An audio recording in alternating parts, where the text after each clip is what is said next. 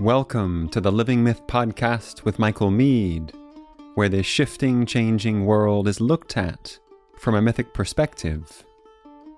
This episode brings a focus to the problem of perfectionism and how it can silence our natural spontaneity, turn our innate passions into stone, and cancel the imagination and creativity that are natural to our souls.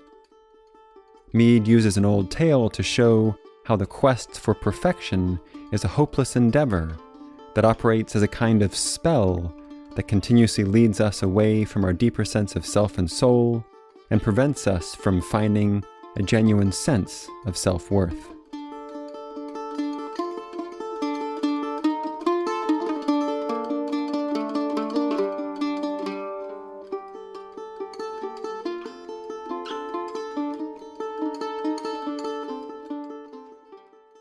An old idea states that any event, inner or outer, can be opened up to reveal levels of feeling and meaning and understanding that cannot be evident to the casual observer.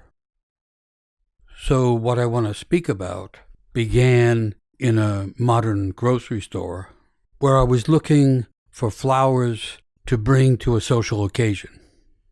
There were a few prearranged bouquets left, but they seemed a little worse for wear.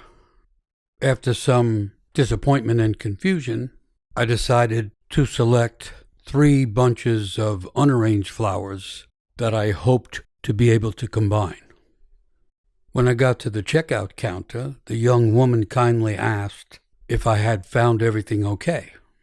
I said, well, the bouquets that are left didn't seem so fresh, and so I had to pick these unarranged flowers and hope that it works out. And she offered something that I seem to hear a lot these days, almost no matter what the circumstances are. That is to say, perfect. I thought but didn't say, what's perfect about it? I'm having to accept something less than perfect, and I'm not sure how I'm feeling about it. And it occurred to me that at a time when it can feel as if everything around us is falling apart, people increasingly use the word perfect as if out of a growing sense of unconsciousness, or else as a desperate way to hold on to the sense of something being perfect when all of the evidence is that it is not. And so, under the maxim that each event, inner or outer, can reveal levels of meaning, I found myself looking further into my own issues and expectations regarding perfection, but also the symbolism of flowers. And that, of course, led me to the place I most often go in order to muse over and sort through ideas and images and feelings, that is to say, an old story. So what I want to do is give a summary of the story, partially because it's rather long, but also because I want to stay in touch with the sense of imperfection. So it is likely there won't be quite enough story, and there certainly will be not near enough interpretation. The story comes from the collection known as the Grimm's Fairy Tales, and typically has the title of The 3 Carnations. Somewhat differently than my experience looking at flowers in the grocery store, the story starts when someone referred to as a peasant is out in the fields one day and suddenly sees 3 marvelous flowers standing in the radiant sunlight. He gathered the flowers and carried them home to give to his daughter. And when he gave them to her, she didn't say anything, although inside she was happy to receive the carnations that were just entering full bloom. Later, as she was gazing at them, one of the flowers fell into the hearth and was instantly burned up and turned to ashes. And then just as suddenly, a beautiful young man appeared and asked her, "What is the matter with you? What are you doing?" The young woman did not answer. She did not say a single word. And so he said, "You don't speak to me? All right, then I must go.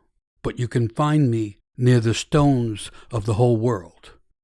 And with that, he simply disappeared from sight. The young woman took a second carnation and threw it into the fire herself. Just as before, a young man emerged from the flames, asking questions. He said, "What's the matter with you? What are you doing?" Again, she did not answer, not a single word, so he said, "You don't speak, so I must go. But you can find me near the stones of the world." And he disappeared from sight.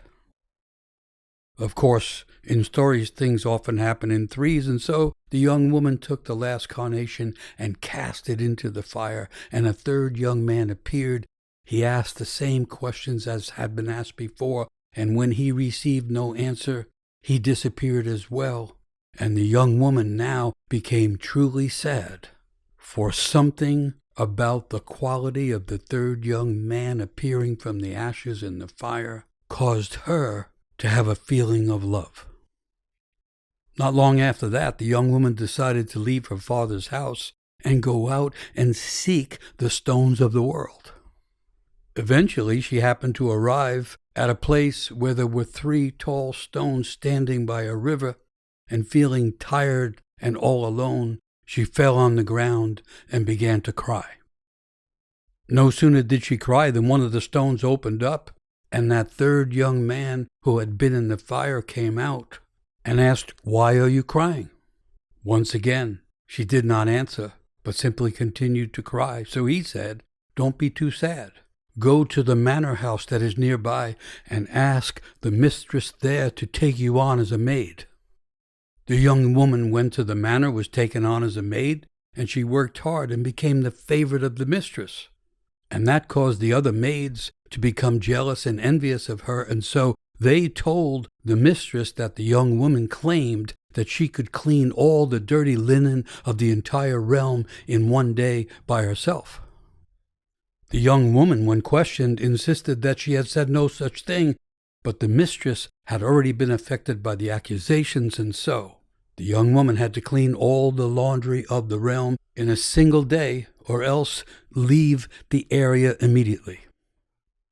So all the dirty linen of the realm was carried down to the river near where the 3 stones were standing tall, and the young woman, seeing the size of the pile, was overwhelmed and, of course, began to cry again. At that point, one of the stones opened, and out came the third young man who had first appeared in the ashes of the hearth and touched her heartstrings. "What's the matter with you?" he asked. "What are you doing? Why are you crying?" Of course, she did not answer, but simply continued to cry. So he said, "Don't worry so much. Go to the river and call out to the birds of the world to help you." That's what she did, and sure enough, a great flock of birds came and took the linen and washed it all and had all the laundry done by the end of the day. Once again, the mistress of the manor was pleased with the young maid, and of course this further infuriated the other maids and drove them to come up with another plan. They knew that the mistress had an illness that troubled her eyes, and that it was caused after her crying for a long time over the loss of her 3 sons who had gone hunting and had never returned. The maids claimed that the young woman bragged that she could heal the eyes of the mistress, and although the young woman denied it, the mistress longed for her sons, and so the case became either she could heal the eyes of the mistress or she would have to leave the realm forever and never return. The young woman went back to the river by the 3 stones, and of course she cried again. And then one of the stones opened, and out came the young man again. And of course he asked questions, saying, "What are you doing? Why are you crying?" And when she didn't answer, he said, "Don't worry too much. Take a glass and go to the water's edge. Call out to the birds of the world again. Ask them to weep with you, and then catch their tears in the glass. And one additional thing, the last bird to leave will drop a feather. Pick up that feather, and then take the glass of the tears of the birds to the mistress of the manor. Dip the feather into the tears of the birds, wipe them across the eyes of the mistress, and she will be cured. Of course it worked, and the mistress was more enamored of the young woman than ever before, and that, of course, turned the eyes of the other maids green with jealousy and envy. And so the next thing, the maids reported that the young woman now was claiming that she alone could redeem the 3 sons who were somewhere captured under a spell. The young woman denied it, of course, but the mistress longed for her sons and finally said, "If you don't accomplish this task, you will be banished from the realm forever." Of course, the young woman once again went down to the river by the stones, and she began to cry. The 3rd stone then opened, and out came the young man, who asked, "What are you doing now? Why are you crying now?" And when she didn't answer, he said, "Don't worry too much. Tell the mistress to assemble all the women of the area and have them make a procession down to the river, with each one carrying a burning candle. Have them walk 3 times around the stones, being careful that none of the candles are blown out." And so the mistress called all the women together, and the young woman went with them as they processioned down towards the river, just as darkness was falling over the earth. And each one of them carried a candle so that the line of little lights could be seen as the women began to go 3 times around the stones. As they went around the stones for the 3rd time, a gust of wind came and blew out just the candle in the hands of the young woman. She fell to the ground and cried out in despair, saying that now all was lost and everything was ruined. Now she would have to go into a permanent exile, and the one that she loved would remain imprisoned in the stones forever, and it was all her fault. At that point, all 3 stones opened up at the same time, and the 3 young men who had first appeared in the flames of the hearth stepped out into the open air, looking as bright and ready as they had ever been. "Thank God that you spoke out," said the youngest one, "for now we are redeemed from the spell that we were under." And at that point the stones disappeared, and then the young men who had been under that spell explained that while hunting, a wizard had somehow cast a spell upon them that turned them into carnations and later into stone. Until someone managed to speak out in anguish the words buried in their heart, they would remain stuck in stone. And because the young woman finally gave words to her deepest fears and her greatest anguish, the spell inside her was broken at the same time as her feelings and words broke the spells that kept the 3 brothers as if turned to stone. Of course, the mistress of the manor was overjoyed, and pretty soon a wedding was planned so that the young woman could marry the youngest of the 3 brothers. And at that wedding, you can rest assured that there were many flowers, none of which were the worse for wear, and most of which were carnations. And at that time there were also many tears, as there should be at a wedding, for everyone wept out of a sense of beauty, out of a feeling of wonder in the face of love and genuine unity, and out of a sense of joy over the fact that the spells of life that can burn a person up or turn them cold and silent like stone can also be broken. Like many good old stories, this one is full of signs and symbols that can be opened up and be followed as they reveal hidden aspects of the individual soul as well as the world. It's no accident that the flowers involved at the beginning are carnations, especially once we understand that the original varieties of carnations had flesh-colored blossoms. Carnis is Latin for flesh, so that the term carnation refers to further incarnating and blossoming in the flesh. In ancient times, carnations had connections to Mother, as she is the one through whom we each first incarnate, and carnations were often a primary gift to give on Mother's Day. At the same time, carnations were considered symbols of ardent or intense love, as the word ardent also means burning.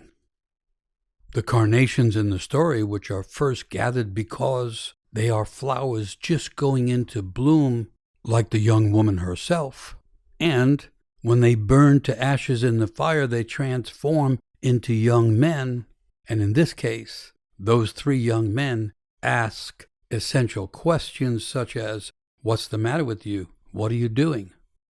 And for reasons not described in the story, the young woman does not say a word, so that by the third time she is asked and she doesn't answer, it becomes undeniable that something is deeply wrong, so much so that she won't or can't even say what it is.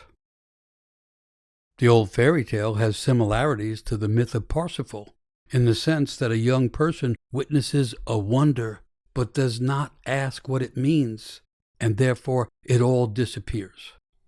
In the case of the three carnations, the young woman watches as each flower tossed into the flames transforms into a beautiful young man. Clearly, she is witnessing a wonder, and it goes even further, as in this story, each young man that appears asks her, what is she doing? What is wrong with her? And of course, part of what is wrong with her is that she cannot speak to or speak about what troubles her. And so just as magically as the three young men appeared, they disappear. And of course, there's no time in the story, so we don't know how long it takes her to realize that she must change her life.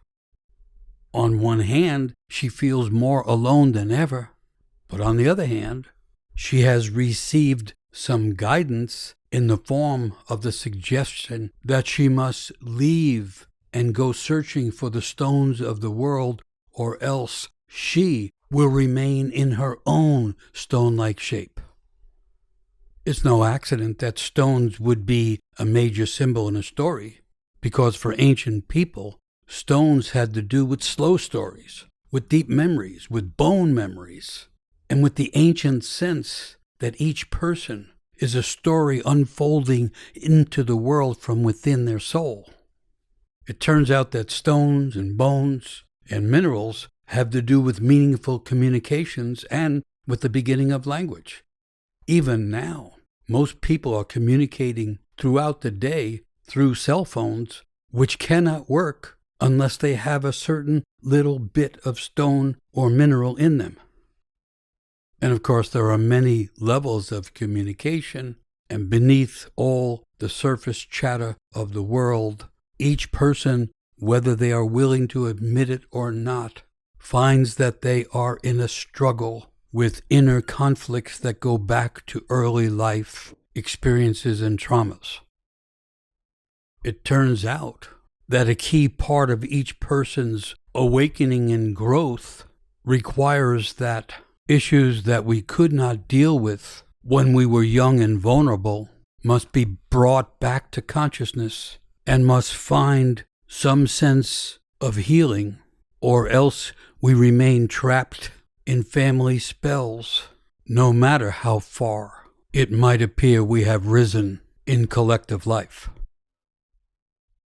Flowers and stones are like opposites that are secretly connected, and we can sense that when we see them in nature or in a garden.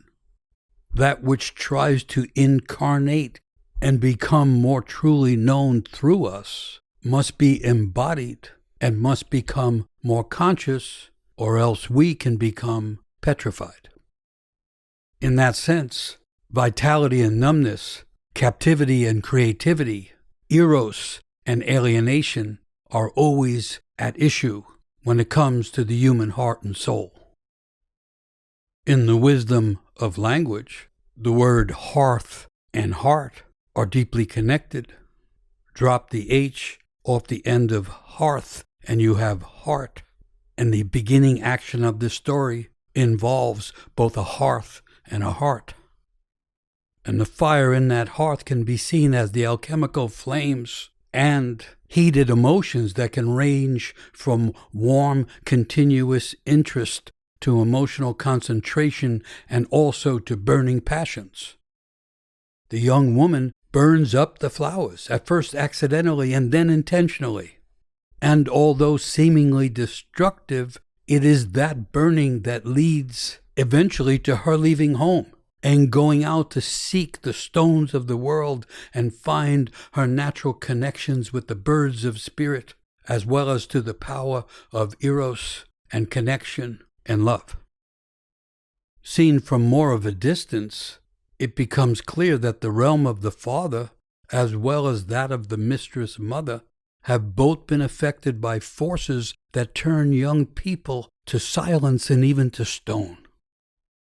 In modern times, we might call it the patriarchy, or any abstract system, or just a mass culture that fails to support young people right at the time when they are trying to blossom and leaves them as if caught under spells. The young woman doesn't speak even when she is asked what is wrong. She is as if silent as stone. And yet there is an inner truth that, once fully expressed, can break the spells of silence and release the forces of eros and the greater connectivity that sustains life. This story gathers itself around an unholy silence, and it takes an act of speaking out the inner anguish before those involved can be released from the spells of isolation and insecurity, of envy and resentment, and of a deadening cold-heartedness that keeps turning people against each other. Something made of both flower and flame, of memory and imagination, is unable to find its voice or find a way of entering life. In this alchemy of longing, one element can turn into another.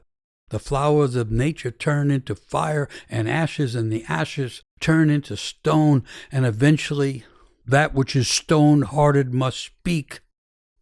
There is an incarnation of the deep self and a further embodiment of the soul that is trying to occur. And each person secretly has a flame in their heart that can only grow by being recognized and being shared.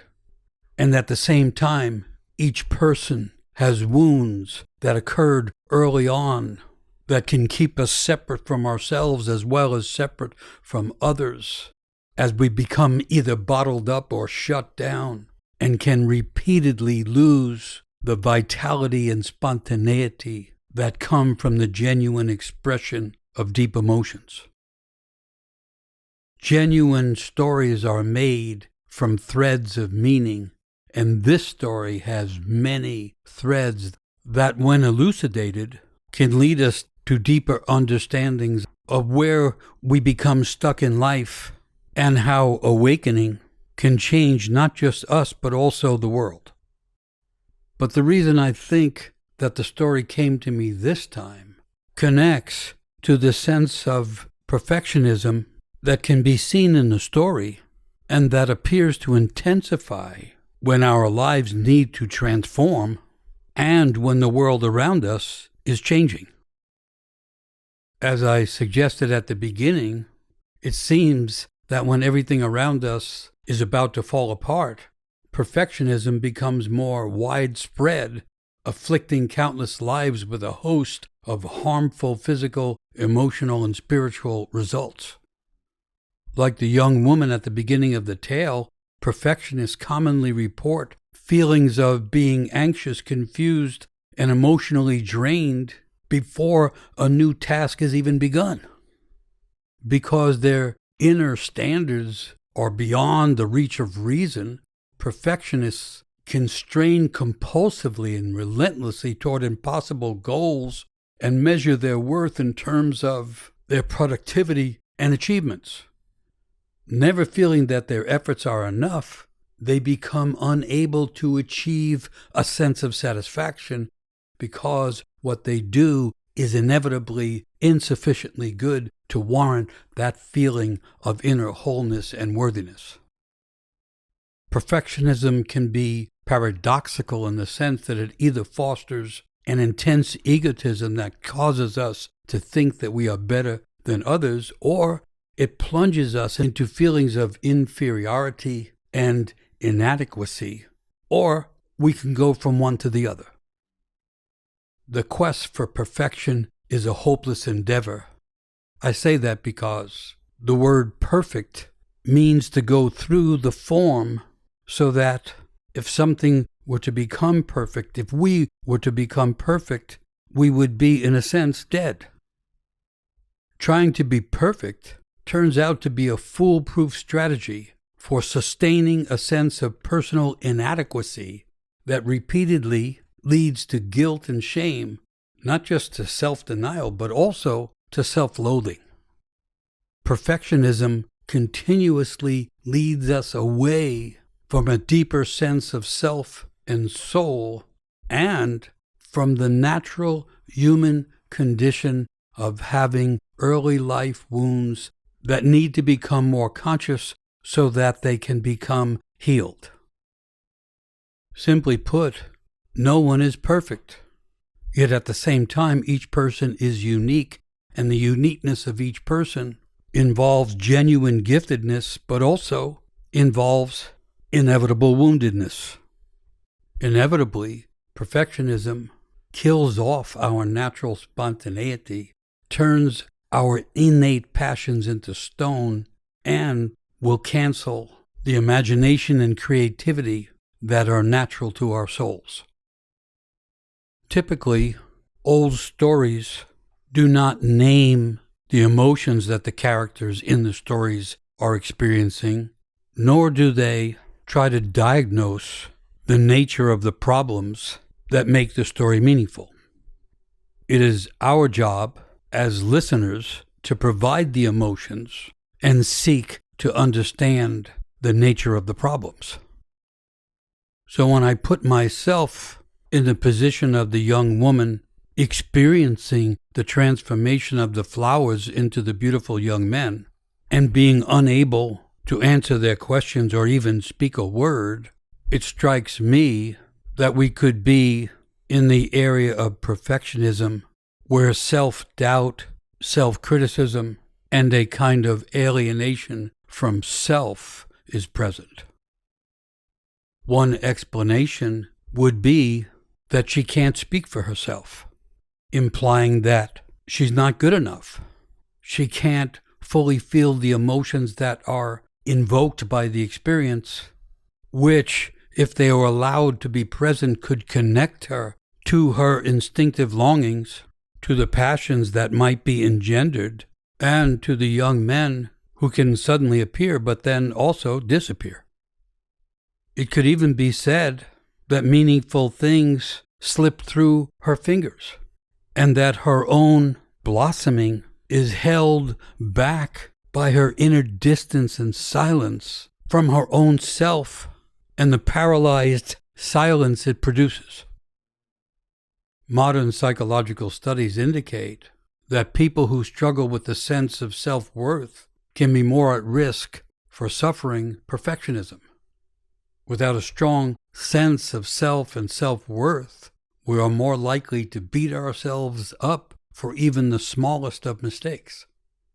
Without a genuine belief in our inherent value, we can tie our sense of self-worth primarily to external accomplishments, which can just reinforce the belief that we must be perfect in everything just to feel worthy of being here.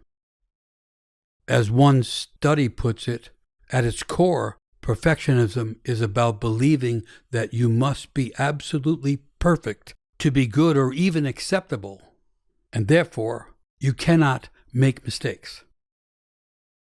In many ways, we could say that perfectionists do not give themselves permission to be simply human, because to be human means to be wounded, to be frequently mistaken, and to be continuously caught in the mess of life.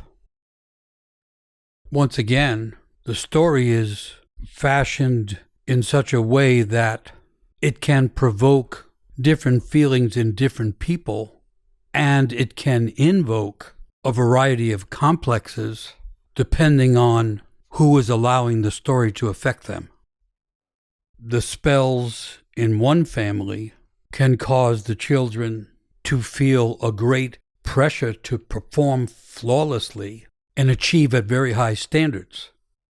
Another family can deliver the message that its children are somehow essentially not good enough, so that when faced with opportunities to change or be creative, they are mysteriously held back by the introjected sense of not being worthy.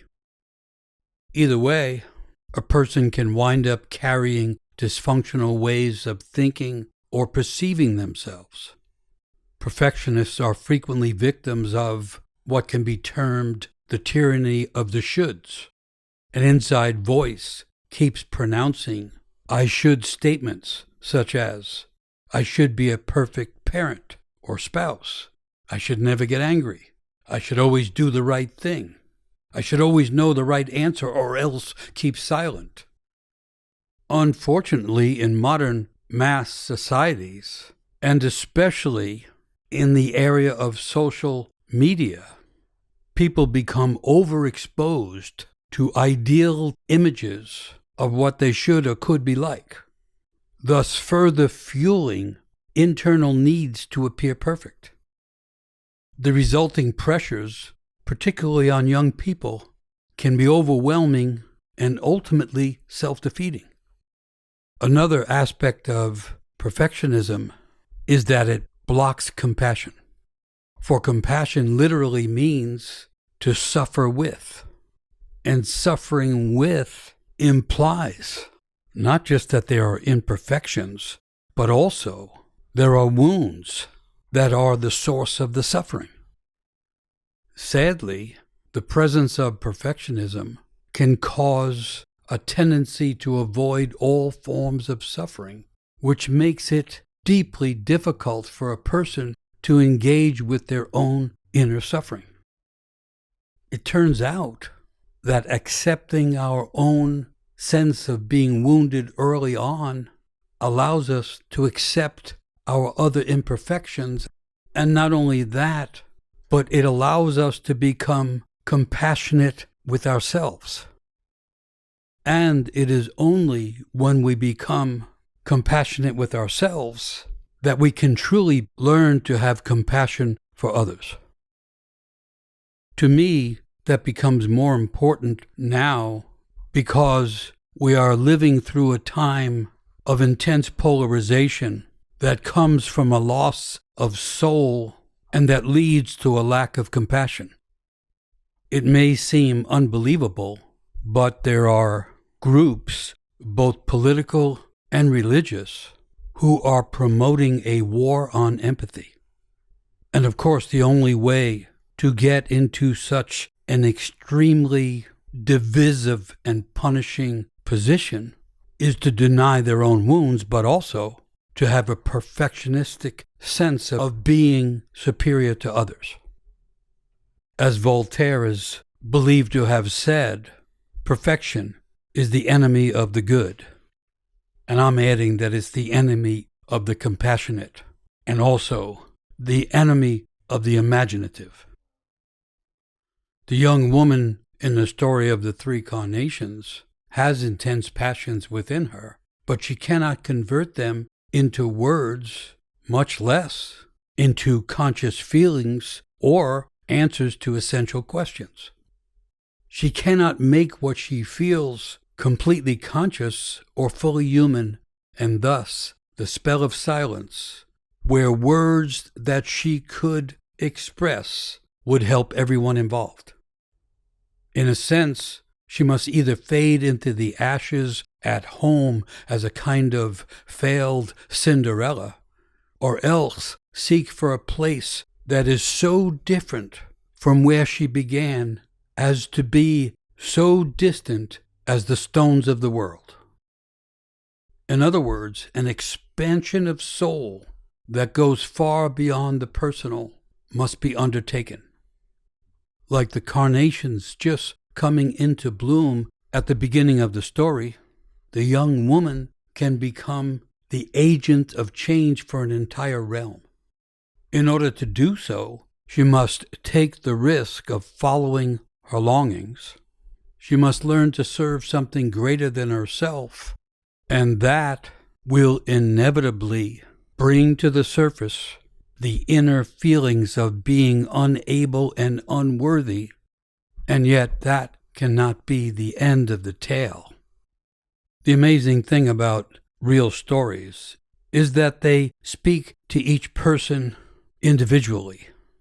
And so there are many meanings in a story and many ideas and medicines that can be extracted from them. The aim of the story, as well as the aim of life, is not about perfection, but about a kind of seeking for fullness and wholeness that includes the holes and the imperfections and leaves threads that are also loose ends that we can come back to and pick up again in order to learn anew. And so I surrender to the idea that this visit to the other realm of myth and story and imagination leaves many loose ends that maybe others will pick up and follow. As difficult as it may seem in a world divided against itself, we must become like the young woman who realizes that she herself must change. Like her, we must trust that there is a secret connection between our souls and the birds of spirit, who, as the old mystics might say, are willing to weep with us and help find the cures that can open all of our eyes and bring, as if like water from a stone, the genuine sense of eros and love and inner meaning that makes us all human in the end, and thus imperfect and prone to mistakes, but also worthy of being forgiven and released from spells that we did not choose, but that inevitably fall upon us and even upon the world.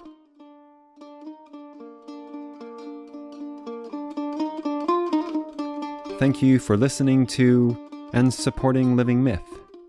You can hear Michael Meade live by joining his free online solstice ritual, In This Darkness Singing, on Saturday, December 20th. Register and learn more at mosaicvoices.org/events. You can further support this podcast by becoming a member of Living Myth Premium. Members receive bonus episodes each month, access to the full archives of over 725 episodes, and a 30% discount on all events, courses, and book and audio titles. Learn more and join this community of listeners at patreon.com/livingmyth. If you enjoy this podcast and find it meaningful, we appreciate you leaving a review wherever you listen and sharing it with your community. On behalf of Michael Meade and all of us at Mosaic, we wish you well during these uncertain times and thank you for your ongoing support of our work.